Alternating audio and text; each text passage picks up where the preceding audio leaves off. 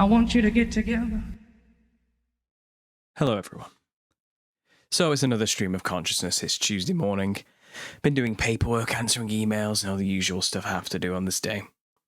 And, I think I have some thoughts I would like to get out, because it's been a pretty hectic, crazy week. And things have certainly felt a little bit different since what we saw happen to Charlie Kirk. On every platform imaginable, repeatedly, we have been watching this person die over and over and over and over again. And everybody's analysing the footage from every single possible angle, slowing it down to impossible speeds, questioning every single aspect and every single frame and every single pixel of this tragedy. And I sat back initially. I just sat back and I watched the whole thing unfold. And I only heard about it I heard about it prior, but I didn't really think much of it because it wasn't on my radar or something to think much about. Because I'm going to be honest, I didn't really know much about the guy. I'm kind of out of that university debate scene, the prove me wrong scene, which Stephen Crowder kind of popularized, and this left versus right, the liberals versus the conservative debate sphere. I just wasn't in it anymore, and I was there during its prominent rise from the 2016 period, I watched all of that happen, and I was there with it initially, but I kind of left it behind. Grew out of it might be a good way to describe it, but I know it's always there, and I've always kind of watched and observed from a distance and peeked in every now and then to see what the emotional climate is between these two groups. And I have been watching it just get progressively worse. I could see the Overton window was clearly shifting, and I could see that the right was certainly gaining more of a foothold in younger generations, and the leftist ideologies were certainly losing their traction, losing their grip, and losing their binds on civilization and policy and the rest of it. And, people weren't really listening to them anymore and laughing at them and mocking them more and more. And the left were isolating and doubling down more and getting more absurd and more insane, and it was certainly becoming just an absolute scene. I could definitely see that. I've been watching it for 2016, but Charlie Kirk kind of came after the COVID period is when he really rose up, I think, and by that point I'd kind of shifted and moved on and was focusing on other things, predominantly my own research into eschatology and other conspiratorial ideas. So I kind of left that political realm because you can get really sucked into it, and I felt like for my own mental clarity, I needed to just step back and stay out of it, maybe watch as an observer from the outside. So like I said, to get to the point, I didn't really know who Charlie Kirk was. He wasn't on my radar. So when I first heard about it, I moved on and did my live show for 100,000 subscribers, and there he was being mentioned in the comment sections non-stop that he's dead. He's been pronounced dead, and my initial reaction, which I did post on YouTube, you can go and watch it, 2 hours after the event had happened, I basically said, we need to be extremely careful. This is going to be manipulated in a big way to produce a outcome which has probably been pre-planned in some way. And that isn't to say the whole thing is fake, but it is to say that they have fermented a society where something like this was just waiting to happen. And as soon as somebody pulled the trigger and made something like this happen, I believe they have a huge filing cabinet of A to Z possibilities in which they can spin this thing. And they were just waiting for somebody to do something so they could spin it and kick off the next step in their long-term goal and agenda and plans. And when I first heard about this, I was like, okay, so this has clearly riled up some emotions in a huge way, like a very big way. And when emotions ride high, that's when they move. That's when they make their moves. So I said in my initial reactions, this seems like a compounding straw in an attempt to break the camel's back. And this is a heavy one. And it just came off the back of the stabbing of the Ukrainian girl. And it's like, if we're not stirring up racial tensions, then now they're stirring up political tensions simultaneously. And then obviously they were stirring up a lot of tension. The media has been hyper-focused lately on the trans shooter narrative, really getting the right side angry. And rightfully so, because it's horrible things and people are dying and yeah, it's horrible. And morally speaking, it's righteous to hate these types of actions. It really is. So it's not like I'm saying and denigrating people for reacting. Of course, I get it, but I'm of the mindset that, well, they're playing us that way. They're playing on our morality. They're playing on our emotions. They're making things happen, or at least putting the camera on certain things when they happen to make sure we see them so we will react.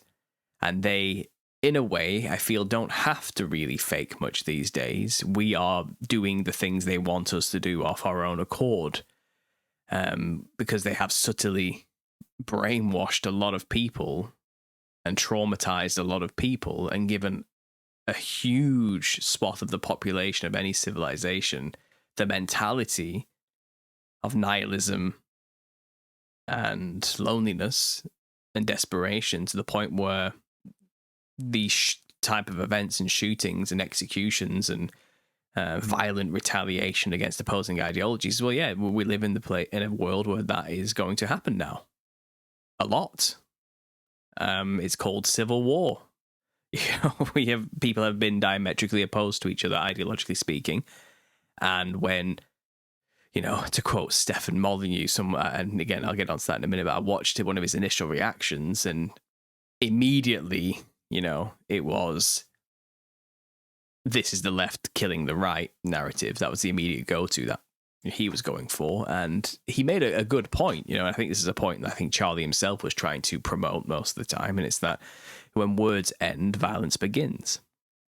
And I think the politically charged atmosphere of the world today is beyond words now. I really think violence seems to be the only option for both sides, and this is how they see it. And in my initial video, like I was saying, that's exactly where they want you. It's exactly where they want you. They've got you if you're in that mindset. And thankfully, I actually haven't seen much rise for violence from the right side. I've not actually, and I'm quite surprised. Maybe they failed.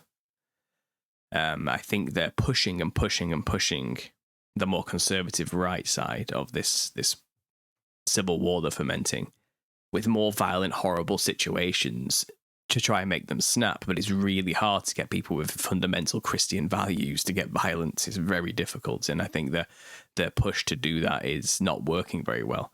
And it's, men make plans, but God laughs type of attitude. But sadly, this does mean more things are coming in the pipeline to keep pushing us, to keep pushing that right side, to push the traditionalist Christian value types. And I would say stop identifying with left or right. It's a bad idea. We try and see it from both sides, shall we say, as much as you possibly can, and understand that these are weapons that are used against us to control us. And we need to always be aware of that. And if you find yourself getting overly emotional and then calling for retaliation, they've kind of got you. That's exactly kind of what they're after here. They want retaliation. They want us to do this. So I've been trying to think about why. Well, why exactly? Because like I said, my initial reaction was just level heads, calm down, think analytically, watch before you say anything or do anything stupid for now. Let's just get all the data in first before we make any assumptions. Because it's the knee-jerk reactions that are used to die-cast entire groups, And I couldn't help but see from the truther community the immediate narrative of this is all fake, this is all staged, it's a hologram. The most out there ridiculous statements you can imagine were coming out immediately before we even knew anything. And it's kind of, look, I understand there's kind of precedence to assume that they've faked some things because it happens. And I've been there, you know, I've been doing this for a while. I've seen those type of things. I understand that they can do that. I understand about the law that was passed in America where they can quite literally make stuff up on the news and say it's real now. And they plan to exercise something like that, I assume. So they're probably doing it. I get it. But we didn't know or don't know for 100% certain that anything's fake. So how can we make such accusations immediately without evidence? That's a bad look for us as a community. And I'm all about, you know, trying to make the community just think before they speak. I guess kind of what I'm known for. And you know, I think my Tips for Truth this series can apply quite well here right now. And I ask anybody listening to maybe go and check that out and listen to some of the messages I've said in those videos to try and understand that there are ways we need to deal with this in order not to push people away. There are ways to make people open to alternative ideas. And if you don't do it right, you'll lose them before you even have a chance to convince them of anything. And I feel like even the truther community is split over this. And again, my channel is usually commentary on the truther culture, like a meta commentary on reactions rather than the events itself. And if you want to think the country's divided, or you know, the Western world is divided between left and right politically, or divided culturally, you know, between and you know, culture clashes all over the place. There's a division everywhere for many reasons, rich versus the poor. Well, I would say this event has also divided the truther community in a big way, and that's where we have to stop and pause and think.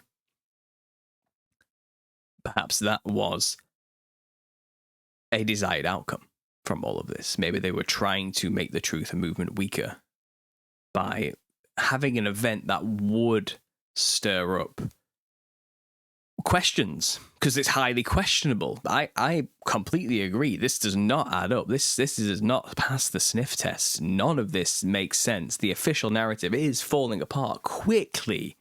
You know, this isn't right. I get it, you know. And we have rights to question these things. We really do, because it's just obviously a total fuck up, like from every direction. Like, and we are being so overloaded with so much knowledge and information from every angle, and false ideas and right opinions and evidences. We're just so overloaded with it that we can't really pass through it fast enough to get a coherent answer before the next thing turns up and the next new revelation. And that's kind of how they control the narrative. They overload you with information.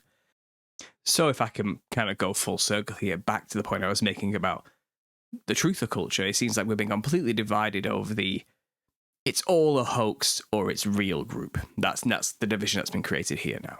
And there very much is an attitude on behalf of primarily the hoaxer side that if you're not with us, you're not really a truther, you're against us.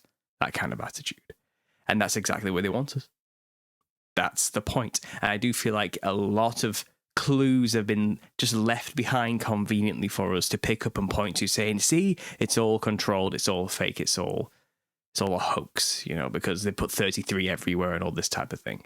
And I think they're playing on us. They're playing us hard, because they have done that in the past with big events. And I think now they're doing it on purpose for us to purposely find, so they can point the camera to the crazy truthers over there making wild claims and assertions over a man's life who just died, with a completely no evidence whatsoever but these crazy conspiracy theories and ideas. And I think they are intending to implement a change very soon that could silence us. So we have to be extremely careful. I mean, very, very, very careful. And we shouldn't be rushing so quickly to just make bold claims or assertions. And I watched Candace Owens last night, late at night. She did like a stream that had like 300,000 people watching it, you know, and her message was basically, it seems like there was more than one shooter. So that's a new thing to compile on top of all of this that now has us questioning everything and reevaluating who's really responsible for Charlie Kirk's death. And I feel like that's going to be the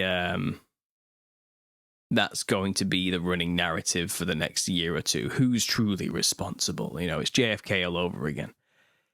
And that will keep us busy for a while policy gets changed and moves are made behind the scenes and controls are implemented against us.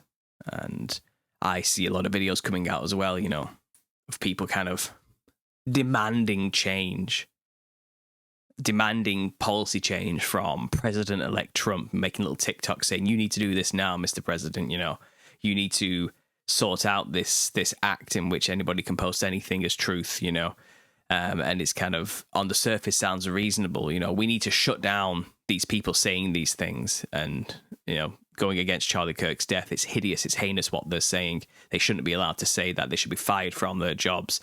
You should censor these things. You should be censoring all the footage of him being shot. This shouldn't be allowed.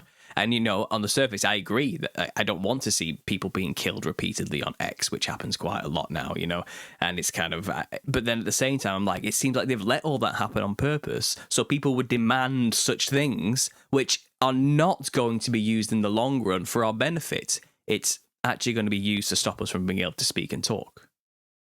The truther community is probably not going to be able to continue because of these changes that are coming, which the people demanded from the governments because of this Charlie Kirk incident and because of the vicious left's reactions to it. Well, now, us in the middle who aren't playing that game, even we're going to get shut down and probably not be able to talk about these things anymore or be deplatformed and the rest of it because we come under the disinformation category as far as the official narrative is concerned. So we're going to be silenced because media platforms are no longer allowed to spread disinformation. You know, and the argument they're going to use is, well, the media's been spreading disinformation against the right for so long that it resulted in Charlie Kirk's death because this radicalized side believes he was practically Hitler because of the lies the media had been spinning for so long. But the problem is, when the right realizes that the government's corrupt, even they aren't going to be allowed to say anything because of the laws they demanded would be implemented. Can you see how this works? It's problem, reaction, solution. They cause the problem, the people react, they give the solution the people want, but that was the solution that they wanted all along, and they made the people ask for it and beg for it. But, you know, silence me more, Big Daddy government, please. You know, it's that type of thing. And that was my issue all in all from the beginning. I was like, they're going to use the reactions to gain more control. And they're doing it. They are doing it. It's already happening. And you're seeing these videos coming out, you know. And that one I'm talking about there about repealing is it the Smith-Munt Act? I'm probably butchering that. I don't really know. But it did allow the media to lie and use propaganda on its own people legally, you know. And this young Gen Z is making this video to President Trump. And then President Trump retweets it, you know, or whatever you call it now, reposts it on X. And it's kind of, they're showing you that, yeah, you know, this is what we want. This is what the young people want. And, you know, it's real. This is really happening. This is what the president is reposting, you know, these ideas that they're going to make these implements and changes. Because everyone's emotions are running so wildly high now that they can get away with making these big moves, these big sweeping changes, and everyone will be okay with it. And that's scary. So, you know, I was doing a talk with someone from my other channel, Understanding Creativity here. We were talking about MK Ultra, so that's coming out soon, about mind control programming in the 60s onwards and kind of how the experiments were done and just how horrible it truly was, you know, and the tortures these people suffered and how artists seem to be heavily involved in this process in many ways and as spies and espionage agents who went through the program themselves. And at one point towards the end, you know, she was talking about the Schumann Resonance. And this is something I've not really looked into much until afterwards, after she mentioned it. But yeah, there is generally tends to be like a frequency or a ringing hum to the earth in some way, which is connected to us, the people, and controls many things like sleep patterns and our health and our gut health and our emotions. It seems to be linked to our emotions in many ways. And also things like thunder and lightning and pressure and weather patterns. And she showed me that the event of Charlie Kirk's assassination, when that happened, the Schumann Resonance exploded and went just nothing but white on the screen, when it should be just a series of like blips here and there and lines, but it was just one extreme white hot day or two, you know. It seemed to go on for a while. And this begs the question, like, did the Schumann Resonance cause this by being so high and then changing the way people behaved? Or did the people's emotions running so high affect the Schumann resonance? That's the question. That's what we really don't know. And we're going to have to try and figure out, because even if you do like an AI search on the Schumann resonance, even they say we need to do more research on this because we don't really know the connection to people's emotions and this energy, you know. And I thought that was interesting that, yeah, emotionally speaking, we can see even on like measurement devices, it went crazy. The energy of the earth went wild when that happened. Like, people changed. So, you know, going off what we just saw there about the Schumann resonance, that energy is produced by people when big events happen. And it does feel like something atmospheric changed around us after the assassination. Everyone could feel it, right? Something was different. Something was in the air. Like everyone's countenance had just dropped. No one was the same. Everyone could just feel this sense of, well, this is just awful. Anybody and everybody, not even like just the truthers or it doesn't matter who you were. There was a lot of people who knew that this had changed things. This was a big collective emotional event. And the Schumann resonance does seem to indicate that, yeah, that we felt it collectively. It was so charged that it changed the resonance of the earth. You know, that's intense. But we could all feel that thing, and maybe people struggled to sleep that night or were quite emotional that day and that night, you know, and the subsequent day. And I think this is primarily because a large portion of the population was traumatized by what happened. And trauma is powerful. As I was explaining earlier, you know, about MK Ultra, that is a method in which you break people down through trauma, extreme pain, psychologically and physically, in order to break them. And once you've broken them down with enough trauma and pain, you can make them a blank slate in which you can reprogram. Or they create altered personalities to cope with the traumatic reality they're currently living with, to escape into. And that altered personality then becomes something they can use or trigger to go out and do things. And, you know, they claim this whole program ended a long time ago, but it likely didn't end. It just went to phase 2. And they're probably implementing it now. Yeah, trauma can change you and make you malleable, make you perhaps do things you otherwise wouldn't have done. And I can't help but feel this whole event was, on a mass scale, a trauma-inducing event in order to change people. Someone said a phrase which I thought was quite poignant. I can't remember who now, but I was watching a video. We're living in a post-Kirk world now. Things will never be the same. And the trauma was induced by repeatedly showing his death over and over and over and over again on every single social media platform with zero censorship. Which again was probably done by design, because they plan on implementing censorship as a solution to people's reactions to having to see death all the time. Why wasn't this censored? We need more censorship control. That's probably coming in the pipeline because of this event. All of it seems to be orchestrated in a way where they've allowed a lot of things to happen recently so we can react and they can offer the solution. So yeah, mass trauma seems to be what this was on one hand. And when people are traumatized, then they change. Usually not for the better. But another thing that seems to have been allowed, never mind just the repeated death and murder on the internet, videos after video after video of people being killed. Over the past 3-4 years, I've noticed that. I've seen a lot of people die brutally and horribly, especially on X, with no warning, just randomly appears on your screen in brutal, horrible ways. And this Charlie Kirk thing is no different. That's exactly what happened. But another thing that seems to be ramping up over the same time period is that it's okay now to notice. If you know what that means, the noticing is happening. And everyone's starting to realize that certain peoples seem to be nefariously doing things behind the scenes, which are causing a lot of problems for us.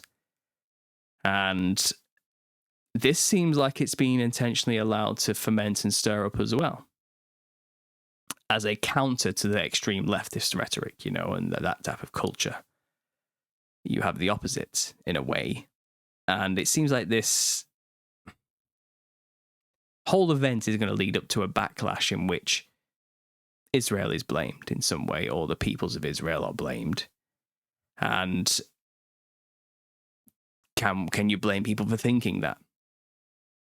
It seems like the whole thing is orchestrated to make people think that and feel that way. They're kind of allowing it. It hasn't been cracked down on like it used to be for a long time. And I think that's on purpose. I think it's on purpose. I think something's going on here. A long-term plan coming to fruition. I think, like I said, they're trying to make the right clap back in a big way. And if that clapback includes an attack on that people, you best believe it's going to be framed as an extreme atrocity in some way, which will have long-lasting consequences for freedom and free speech and the rest. And never again will that group be able to be criticized in any way, shape, or form, or their actions be pointed out. That's probably where it's going, realistically, if we're not extremely careful about how this is handled. And again, like I said, luckily, optimistically, it seems like no violence has been perpetrated as a retaliation. It seems like they may have failed to foment such a situation, if we're lucky. Okay. But someone's mentioned a long-term thing in a comment, which I thought was quite poignant as well. And it seems like we can't forget that there was a letter to a Mazzini, a member of the Freemasons back in the day. And Albert Pike wrote this letter, who was a high-level 33rd degree Mason as well. And he was talking about the fermenting of the Third World War, or 3 world wars, shall we see, with the last culminating in Islam and Zionism mutually destroying each other in order to make way for the Luciferian doctrine, the Luciferian religion, after a complete mental and physical exhaustion of the peoples through religious war.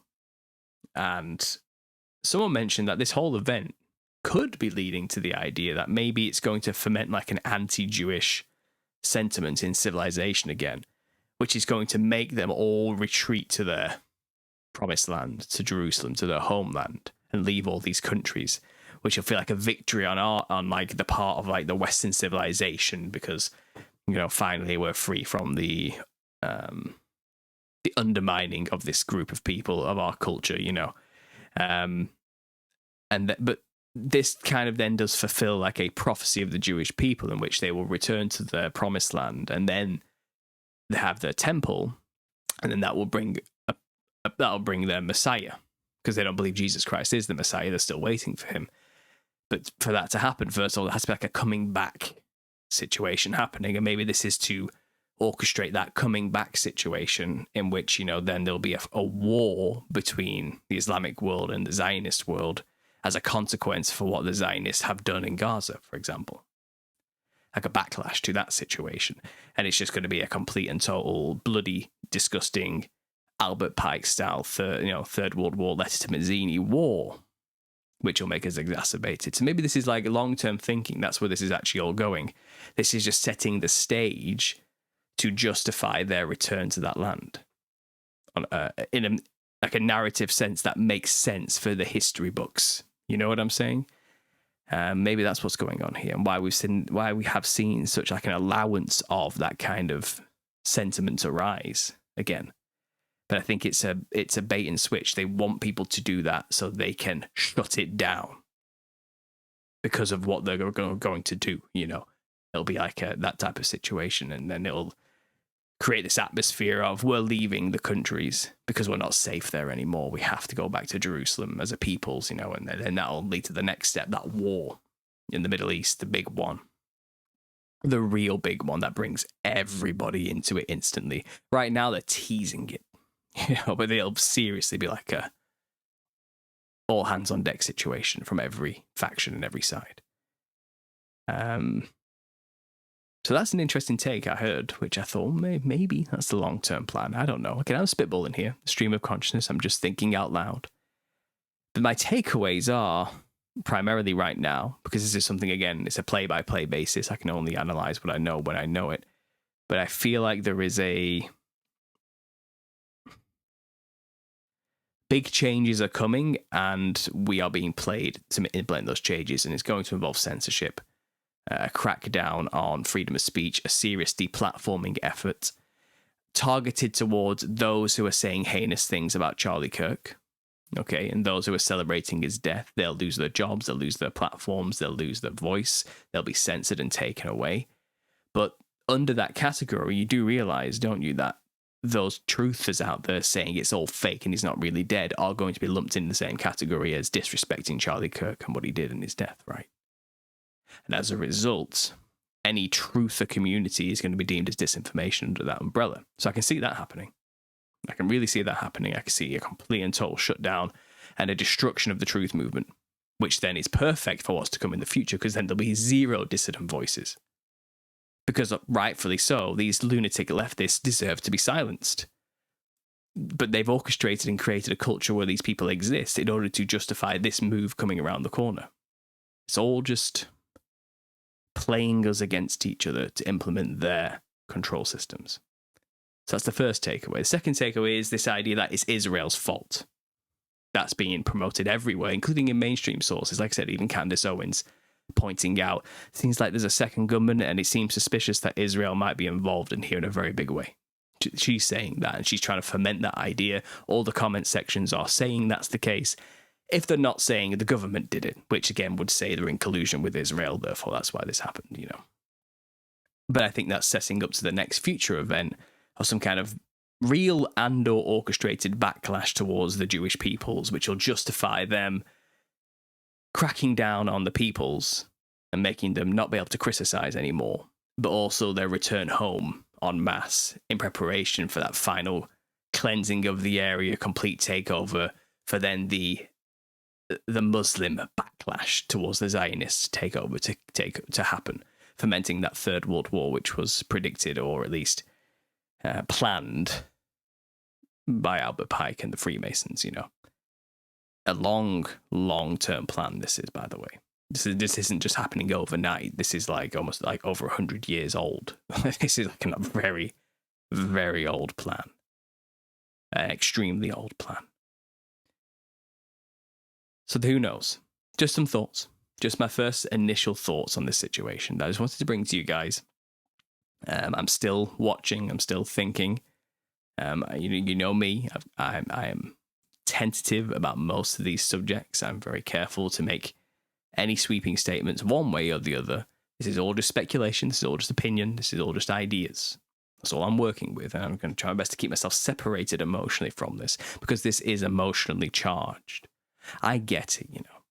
To those out there who, you know, watched this assassination and really felt scared and down about it, because it's the idea of, well, it could have been me. That's how people feel about this. I get it. Because he got killed for his ideas and his faith in Christ. And simply having faith in Christ and having ideas contrary to a group of people out there is scary. That's enough to be killed now. To be killed for. He wasn't a violent person. He technically did nothing wrong. You know, he didn't do anything wrong. But he was still deemed worthy of murder by a certain group of people, which we now know live among us. There are people within our culture and society who we can recognize sometimes, but we can't know what people are thinking and what they believe, who may actually kill us if they discover they don't like our opinion. That's how it feels. That's how people are actually feeling. They're feeling like there's murderers in our midst, and it could be us at any moment. The amount of times I've heard the phrase, keep your head on a swivel, by so many content creators since this event is ridiculous. It's almost as though like that's a buzz phrase that's been injected into the movement to keep people on their toes, you know. Because now it's kind of like our enemies at the door. They're in our midst. They're here already. It could be your friends. It could be your neighbors. It could be your own family. You don't really know, you know. And it's kind of, and for the Christian conservatives out there, like, watch your back. That's how people feel now. They've been thoroughly frightened and scared beyond wits over this event, and that's Civil War stuff.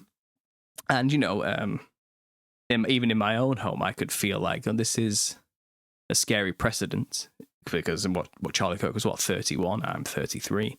He had 2 children around the ages of 2 and 4 or something like this. I have similar age children. He's a content creator who creates alternative media questioning narratives. So do I. Yeah, so it does feel like him. It could have been me. You can easily get there and get charged and roped into thinking and feeling like that. So I get it. I really get it. I get why this event is so scary to a lot of people. But I feel like that's where they want us. That's where they want us on this. They want us thinking, you want to speak the truth, do you? Are you sure? Look what happened to Charlie Kirk, And there are a lot of people who are rising up saying, no, I will not be silenced and all this. But I feel like that's a part of it, isn't it? That's all a part of what these type of events stir up in people. And it seems organic, like an awakening has happened in some way. And in many ways, I suppose it has. But you have to understand that energy is going to be flowed in the direction they want it to go. They are the orchestrators of the narrative when it comes to media control. And a lot of people are not thinking about this whole event outside of the media. They're in it. They're fully on board with the narrative train. They're on there. They've got a seat and they're having some snacks while they're at it. They're there with it. They're going along with the train. Like controlled narratives or the hijacking of events to justify change. Well, that often comes with an official story and an official conspiracy.